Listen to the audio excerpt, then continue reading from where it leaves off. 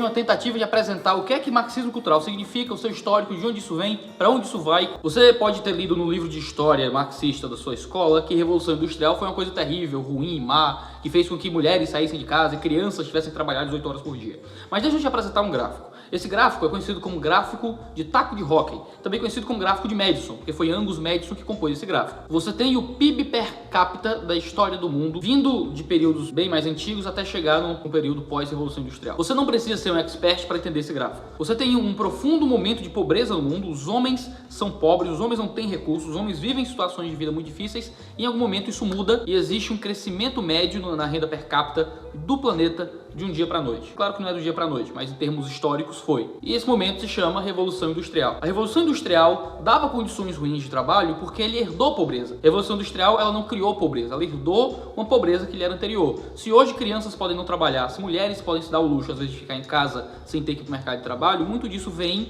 porque nós vivemos num contexto de riqueza que nos permite isso. Se eu apresentar para você o segundo gráfico, ele está aí na tela, é o número absoluto de pessoas que vivem em extrema pobreza de 1820 a 2011. Você tem aí, em 1820, o número de pessoas que não vivem em absoluta pobreza, o número de pessoas vivendo em absoluta pobreza, uma coisa absurda. Se você olhar para 2011 no gráfico, o número muda de forma estrondosa. Se eu transformar esse gráfico em um gráfico de porcentagem, você tem, em 1820, cerca de 95% da população do mundo vivendo em extrema pobreza. Se você passar para 2011, você tem uma mudança em que você tem talvez cerca de 20% do mundo vivendo em extrema pobreza. Por que é que esses gráficos são importantes? No comecinho da Revolução Industrial surge um homem chamado Karl Marx. Marx interpretou as situações difíceis da Revolução Industrial não como algo que foi herdado do período pré-Revolução Industrial e que poderia ser suplantado no futuro, mas ele interpretou os problemas da Revolução Industrial como fruto da Revolução Industrial e interpretou aquele momento como um momento negro na história do mundo e propôs os seus ideais, escrevendo seus vários livros falando ao proletariado, dizendo que eles precisavam se colocar contra a estrutura de salariato. Ele fala nas sessões 20 a 27 de junho de 1865, no Conselho Geral da Primeira Internacional Socialista, que em vez do lema conservador, um salário justo para um dia de trabalho justo, a classe operária tem que inscrever na sua bandeira a palavra de ordem revolucionária, abolição do salariato. Ele era contra o modo como se dava a estrutura de trabalho naquele momento e queria propor um novo mundo, uma nova antropologia, uma nova relação de trabalho entre os seres humanos. Friedrich Engels, ele escreveu no artigo Um Salário Justo para uma Jornada de Trabalho Justa, em maio de 1881, também dizendo que é preciso enterrar de uma vez para sempre essa velha fórmula, ele está se referindo aí a uma fórmula salarial, e substituí-la por essa outra. A classe operária deve ela mesma apropriar-se dos meios de trabalho, isto é, das matérias-primas, fábricas e máquinas. O que eles estavam propondo era que meios de produção, que eram de posse dos industriais, fossem tomados talvez de forma violenta, ou certamente de forma violenta, pelos trabalhadores para que eles fossem agora os responsáveis pelos meios de produção. Isso está relacionado em parte pelo modo como Karl Marx interpretava a relação entre supraestrutura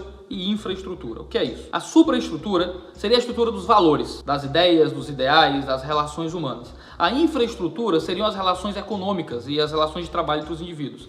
Para Marx, a infraestrutura, ou seja, o ambiente econômico, influenciava os ideais, o imaginário, os valores, a moral, os costumes, as relações humanas, às vezes até questão de saúde e coisas do tipo. Marx dizia que não é a consciência que determina a vida, mas a vida que determina a consciência. O modo como a produção se dava é que influenciava o imaginário e o ideal dos seres humanos. Resumo bem pouco e rápido do que foi as ideias de Karl Marx, o que é que ele quis, o que é que ele tentou fazer, mas perceba, se você colocar um mapa mundi, você percebe que os ideais marxistas, eles conseguiram ser implantados politicamente apenas em países da área mais oriental. Se excluir alguma coisa hoje da América Latina, você tem o marxismo como algo muito oriental. Ele fez muito sucesso no Oriente. O marxismo não fez muito sucesso no Ocidente.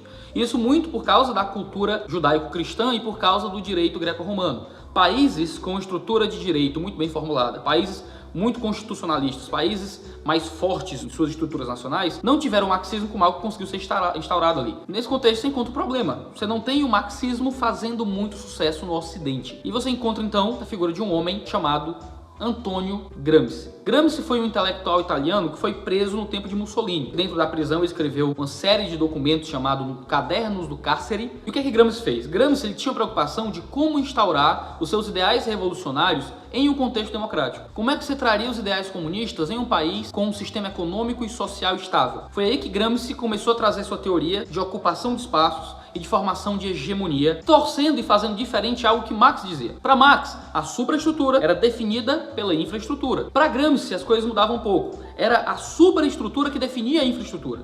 Ou seja, era o contexto dos ideais, dos valores, das ideias que definia, no fim das contas, o modelo econômico. Nisso, o gramscianismo ele difere e diverge do marxismo, porque ele tem uma nova tentativa de abordagem de transformação dentro da sociedade em comparação com o que Marx propunha. É por isso que no A Nova Era e a Revolução Cultural, o livro do Olavo de Carvalho, ele diz que a revolução gramsciana está para a revolução leninista, assim como a sedução está para o estupro. Se na revolução marxista-leninista a revolução se daria com violência, com força, com morte dos burgueses e tomada dos meios de produção, para Gramsci, tudo se daria através de uma lenta marcha pelas instituições, através de construir um imaginário diferente, para aí sim, esse novo imaginário transformar a esfera econômica. No gramscianismo, o partido tomava a função do príncipe Maquiavel. O partido seria um intelectual orgânico. O partido agora ele tinha essa função de ser o didata, de ser o pedagogo, de ser aquele que vai ser engajado com as causas sociais e ter um papel didático de ensino e de conscientizar as massas de acordo com os ideais do partido. No texto A Situação Italiana e as Tarefas do PCI, você encontra isso no livro Escritos Políticos, do Gramsci, publicado pela Civilização Brasileira em 2004, ele diz o seguinte: o partido dirige a classe penetrando em todas as organizações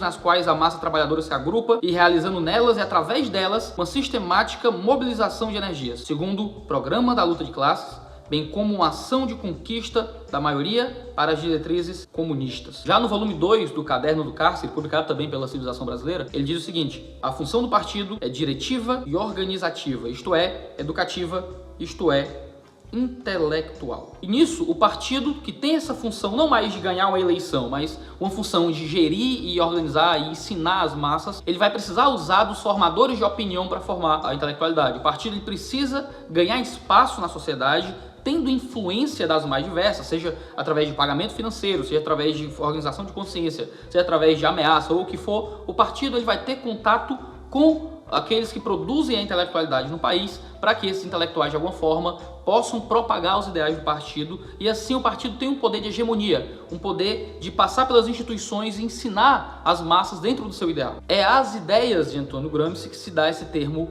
marxismo cultural, essa tentativa de implementar o ideal marxista através de uma caminhada pela cultura. Talvez o termo marxismo cultural seja um tanto problemático para algumas pessoas que conhecem mais marxismo, porque Karl Marx certamente rejeitaria as ideias de Gramsci.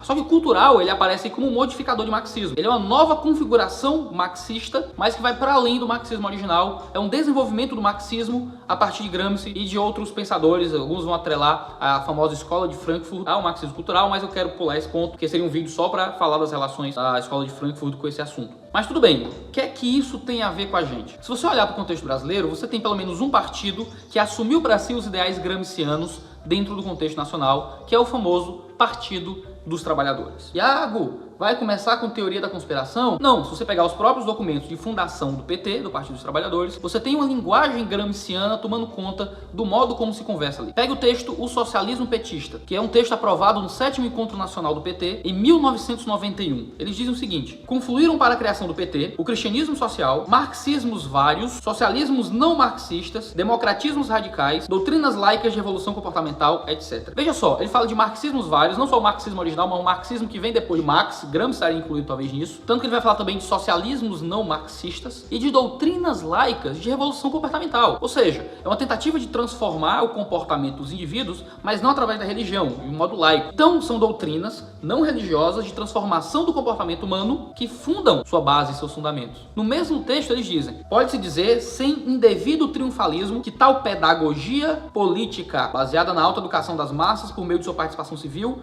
revelou-se, no geral, acertada. Você percebe que o Partido dos Trabalhadores acredita em uma pedagogia política que se dá através da educação das massas. E as massas se autoeducam nessa pedagogia que provém da política através de participar da sociedade civil. No caso, a sociedade civil está muito confundida com o que é o próprio partido no ideário político da esquerda. No texto Resoluções Políticas, no primeiro congresso do partido, em 1991, diz o seguinte: o Partido dos Trabalhadores reconhece que a organização de diferentes setores sociais, mulheres, negros, juventude, homossexuais, etc., seu direito de lutar e reivindicar pela definição das prioridades sociais, econômicas e políticas e de sua presença na disputa pelos rumos da nova sociedade são também uma garantia da construção de uma sociedade socialista democrática. Esses ideais de nova sociedade, da construção de um novo imaginário, de um novo jeito de pensar, de um novo jeito de agir, isso provém muito desse ideal gramsciano. Tanto que eles vão deixar muito claros, ainda no mesmo texto, essa linguagem de que eles buscam hegemonia dentro do seu contexto político. A hegemonia é essa tomada dos meios de pensamento para que tudo aquilo que as pessoas pensam esteja sempre dentro do ideal e do escopo dos ideais do partido. Eles dizem, no atual período, a disputa da hegemonia supõe uma ação simultânea no terreno político, social e ideológico. Engloba o trabalho nas instituições, onde atuamos no sentido de alargar as fronteiras da participação da democracia, da cidadania e da afirmação da sociedade sobre o Estado. Inclui a diversidade das lutas sociais, não institucionais e nem sempre legais. Envolve a disputa de ideias, a construção de uma nova cultura, de uma nova ética, de uma nova solidariedade social que se contraponham aos valores dominantes. Em resumo, disputar a hegemonia hoje significa construir um enorme movimento social. Perceba, a ideia de uma luta por uma hegemonia, essa tomada das consciências, passa pelo engajamento nos vários setores sociais da sociedade, que está relacionado com a construção de um enorme movimento social que transforma o imaginário na ética, na sociedade, nas morais, nos costumes, na cultura. Isso é o que o PT acredita que é a sua função como partido. E isso é fundamentalmente gramscianismo. A hegemonia é um termo fundamentalmente gramsciano. Tanto que até hoje ainda existem políticos do PT que acreditam nisso. A ex-prefeita de Fortaleza, Luiziane Lins, deu uma entrevista para o Diário do Nordeste e ela foi questionada sobre a permanência dela no partido. E ela responde que isso dependia do partido continuar servindo como um instrumento transformador. O próprio partido como um pedagogo na sua sociedade. Ela diz o seguinte na entrevista: quando eu achar que esse instrumento está esgotado ou que esse instrumento não dialoga mais com a sociedade, aí é a hora. Eu sou uma socialista convicta, eu sou uma militante marxista e para isso a gente vai atrás de instrumentos. E eu acho que o PT ainda está valendo como instrumento dessa luta. Ou seja, ela é um instrumento, o PT, o Partido dos Trabalhadores, é um instrumento de diálogo com a sociedade. Ele está dialogando, ensinando e transmitindo seus ideais para a sociedade civil e ela entende, como ex-prefeita de Fortaleza, que o partido tem essa função e que ele só existe, só faz sentido enquanto assumir essa função social de diálogo, de contato, de ensino, ser um pedagogo, ser um intelectual orgânico para a sociedade civil. No entanto, essa lenta caminhada pelas instituições passa por outras coisas. Passa por todas as esferas da sociedade. Ela não fica presa ao partido, aos políticos do partido e a tentar convencer algumas pessoas de seus ideais. Passa por uma organização social em que a hegemonia, as ideias do partido serem aquilo que é considerado correto, lógico, bom e justo, e tudo aquilo que está fora das ideias do partido ser loucura para a sociedade comum, ser indiscutível, ser coisa de louco, de fascista, de gente que odeia o pobre ou coisa do tipo, isso passa por todas as outras esferas da sociedade. Passa, por exemplo, pela universidade. Se você olhar para as universidades, você vai encontrar o marxismo sendo o grande pensamento da vez. Karl Marx está para as ciências sociais, o que Charles Darwin está para as ciências biológicas, né? Se você nega Darwin na biologia e você quer ser criacionista, você é tratado como louco por muita gente. Se você nega Marx nas ciências humanas, dependendo da sua universidade, mas na maioria das vezes, você é uma pessoa esquisita. Você tem que ser marxista ou um pós-marxista. Você tem que crer em Marx ou em alguém que creu em Marx. Você tem que começar as aulas com Santo Marx, orai por nós, porque ele é o grande Deus do contexto universitário brasileiro. Com isso, acaba que basicamente todo o pensamento científico nacional, ele é um desenvolvimento marxista. Se você for honesto em observar as bases nacionais, você vai encontrar o Marx como o centro de quase tudo. Há um tempo passou na internet um fake, certo? Eu acho que é fake, mas era uma imagem, você está vendo aí na tela, de um aviso pregado numa sala de aula da USP, dizendo que o curso de marxismo aplicado a yoga em linguagem de sinais foi transferido para o auditório 93. É uma piada, mas é uma piada muito realista, tanto que é o tipo de fake news que você não sabe se é verdade ou se não é. O marxismo ele foi desenvolvido e aplicado para tudo. Eu aprendi marxismo na universidade, não foi estudando Karl Marx, foi estudando linguística. Eu fazia contabilidade,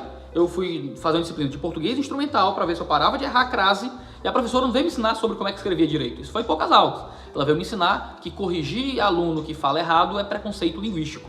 Eu tive que ler Preconceito Linguístico, do Carlos Baio, que é um livro basicamente de aplicação do marxismo à sociolinguística, de dizer que um português correto é uma opressão contra o mais fraco e as crianças e coisas do tipo. Você tem uma aplicação do marxismo à linguística sendo muito famoso e ensinado para as pessoas no Brasil. Luciano Amaral organizou um livro chamado Estudos do Discurso, e um dos capítulos é sobre Gramsci e a linguística. E ele diz o seguinte: mas o pensamento gramsciano influenciou diretamente os estudiosos críticos do discurso e indiretamente os analistas do discurso de orientação francesa. Foi publicado pela Parábola Editorial em 2011 e você está vendo o que é que ele diz sobre como Gramsci influenciou a análise do discurso e como é que isso muitas vezes chega no Brasil também através de dizer que há uma relação de opressor e oprimido no próprio uso da linguagem. Tanto que Marxismo e Filosofia da Linguagem é um dos livros textos mais famosos nos cursos de letras no Brasil. Mas isso vai além das letras, da literatura, isso entra na pedagogia. Você pega Paulo Freire com a pedagogia do oprimido, aplicando diretamente Karl Marx à pedagogia. Ele vai argumentar que o modelo bancário de educação, essa transmissão pura e simples de conteúdo para as crianças, é uma opressão dos termos marxistas. Você tem o marxismo aplicado à culinária. Tem um livro que ficou muito famoso chamado A Política Sexual da Carne, e vai argumentar que o machismo está muitas vezes atrelado à dominação alimentar contra os animais. Carol Adams vai relacionar a opressão contra os animais com a opressão masculina na sociedade, e que a dominação do homem contra a mulher está muito atrelada ao fato das pessoas comerem carne. A própria geografia, ela tem bebido muito do marxismo com a geografia crítica, em que a geografia vai para além daquilo que se estudava geralmente na escola, de mapas, capital, esses negócios que a gente estudou, para passar a falar das relações humanas, falando fundamentalmente do modo de produção material e coisas do tipo. Você tem marxismo na religião. Você pensa na teologia da libertação, você pensa na teologia da missão integral. Na minha área, eu sou protestante, você tem protestantes crendo que o marxismo, ele representa o arcabouço teórico da leitura da escritura. Você tem Ariovaldo Ramos, que é um militante do Partido dos Trabalhadores, escreve para a mídia ninja, escreveu contra o vítima da Dilma e coisas do tipo, é um militante do PT, e ele diz que você precisa ler a escritura com a lente da luta de classes. Saindo da missão integral e entrando na teologia da libertação, que é na esfera católica, você tem Leonardo e Clodovil Sboff escrevendo juntos um livro chamado Como Fazer Teologia da Libertação, e dizendo o seguinte: o teólogo da libertação não é um intelectual de gabinete, é antes um intelectual orgânico. Veja, intelectual orgânico, é uma linguagem fundamentalmente gramsciana. Eles continuam: um teólogo militante que se situa dentro da caminhada do povo de Deus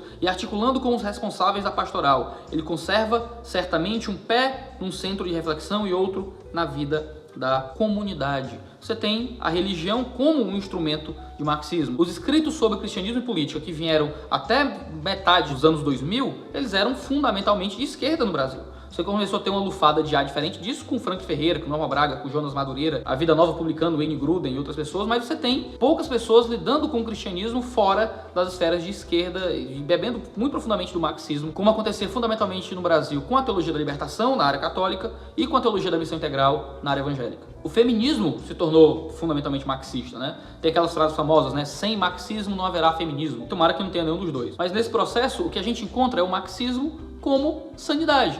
Não é que o marxismo é uma possibilidade teórica, é que o marxismo representa o que é normal. O marxismo, ele é o são. O marxismo está no centro do que a gente chama de janela de Overton. A janela de Overton é a janela daquilo que é aceitável dentro da intelectualidade. Você tem o que é aceitável, você tem aquilo que é mais ou menos, você tem aquilo que é absurdo. E a janela de Overton, às vezes, é transmitida para certos ambientes do pensamento, dependendo do cenário do imaginário popular. A janela de Overton está totalmente pro lado da esquerda. No Brasil, você é de centro-esquerda e você é tratado como nazista de extrema-direita. Não tem partidos de direita, você quase não tem políticos de direita, mas muitos vão acusar, sei lá, Aécio Neves e Fernando Henrique Cardoso de serem de extrema-direita, porque a janela de Overton está completamente à esquerda, representando a vitória dos ideais de hegemonia do partido como educador da sociedade. Ser marxista é nada mais do que ser neutro. Eu não estou inventando isso. Tem um texto do Gregório do Vivier, o nosso querido Jesus de esquerda, chamado Ser Humanidade, é o título do texto dele. Ele diz o seguinte no texto, publicado na Folha de São Paulo: me espanta quando classificam de esquerdistas pautas tão universais quanto a equidade de gênero e raças, o direito da mulher ao aborto, o direito universal à moradia, à saúde ou à educação. Ser contra a garantia desses direitos universais não é uma posição política, é falta de ser humanidade. Ou seja, para Gregório do Vivier, matar bebês no ventre da mãe não é questão política, é o normal, é o ok. Para o do Vivier, o governo ter que tirar dinheiro da população para fornecer gratuitamente certos serviços não é ter uma visão mais intervencionista, é só ser um ser humano. Ser contra isso não é ser de outro ideário político, é não ser humano, é não ser um indivíduo, é falta de ser humanidade. Veja só como a janela daquilo que é racional está completamente de um lado para a sociedade, quando as outras visões são consideradas absurdas. Então, dentro do marxismo cultural, você encontra uma nova configuração de opressão. Se para Karl Marx a opressão se dava dos burgueses oprimindo os trabalhadores, agora você tem novas configurações de quem são aqueles que oprimem e que dominam a sociedade. Para Marx, opressor e oprimido era burguesia e proletariado. No modelo do marxismo cultural gramsciano, como se configura no Brasil, você tem o homem como opressor, a mulher como oprimida, o branco como opressor, os negros e os índios como oprimidos, o paulista como opressor e nós nordestinos como oprimidos. O rico é opressor, o pobre é oprimido. O motorista é opressor, quem anda de bicicleta é oprimido. O hétero é opressor, o LGBTZ é oprimido. E você tem uma nova configuração de como se dá a opressão dentro do contexto cultural. Muitos vão dizer que o comunismo já morreu. Quando a gente fala de direita e esquerda, de comunismo, de marxismo, Muitos vão dizer que o marxismo já não tem mais poder, não faz mais sucesso no Brasil. Pensa comigo, o esquerdismo conquistou vários espaços, já é quase hegemônico. O marxismo é vendido como sendo apartidarismo, como ser humanidade, como o centro. Nenhuma ideia oposta ao marxismo é sequer demonstrada como possível no cenário nacional. Ninguém fica sabendo de outras ideias que não sejam as ideias marxistas no contexto de ensino e de estudo, e de ensino médio, ensino fundamental na faculdade. Todas as universidades possuem linhas de pesquisa marxistas. Ir contra o marxismo te transforma num criminoso social em vários contextos. Praticamente nenhum orientador aprova artigos ou trabalhos de pesquisa acadêmicos ou teses de mestrado e doutorado que sejam contra o marxismo. O marxismo morreu? Ele acabou? Ou ele só se transformou em algo um pouco diferente para continuar sobrevivendo? O marxismo se reconfigurou. O marxismo virou outra coisa. Ele se adaptou a um novo sistema nacional, que é o sistema ocidental e o sistema brasileiro. A gente tem um marxismo fundamentalmente brasileiro aqui, que se adaptou de forma cultural, para além de Marx, mas usando os métodos gramscianos de relação social. E até é interessante notar, isso é uma coisa que minha esposa chamou a atenção, que aquilo que Marx fala sobre o capitalismo, que o capitalismo não morre, ele se reconfigura, se tornou verdade sobre o marxismo. De que o marxismo não morreu, o marxismo se reconfigurou para sobreviver na sociedade moderna. E o marxismo vai continuar se readaptando de forma cada vez mais sutil. Quanto mais sutil ele for, mais perigoso ele vai ser. Deixa eu só contar uma história para ilustrar o que eu coloquei aqui para encerrar esse vídeo. Depois da Segunda Guerra Mundial, foram os países vitoriosos do Ocidente que definiram que saíram na ponta na pesquisa científica. Você pensa em Inglaterra, França e Estados Unidos. Porque só eles tinham grana para financiar projetos de pesquisa nessa área de ciência pura. Já na União Soviética, houve um período de crise tão profunda que eles tiveram que reconfigurar o modo como eles davam o esquema científico deles. Nesse contexto, a Rússia passou por uma grave crise de agricultura em 1935. E a culpa disso foi de um cabra chamado Trofim Lysenko. Eu acho que é assim que pronuncia o nome dele, porque é russo e eu não sei falar russo. Mas ele foi o diretor do Instituto de Genética da Academia de Ciências da União Soviética. Qual foi o problema? Lysenko aplicou os ideais marxistas à agricultura. E fazendo isso, ele queria ir contra os ideais darwinistas de seleção natural e quis assumir para si uma visão diferente. Algo bem mais lamarckiano, que para ele estava mais relacionado com o que seriam os ideais marxistas e de uma ciência do proletariado. O que acontece é que Lysenko foi responsável por criar fome na União Soviética, de tal forma que havia perseguição contra quem assumisse ideais não lamarckianos. Um cara chamado Nikolai Vavilov, eu acho que é assim que pronuncia o nome dele, porque eu já falei, eu não sei nada de russo. Ele chegou a ser preso porque ele tinha ideias anti-lamarckianas na sua visão científica a respeito de agricultura e de genes e coisas assim. Nessa tentativa de aplicar o marxismo a uma ciência que pode ser sentida,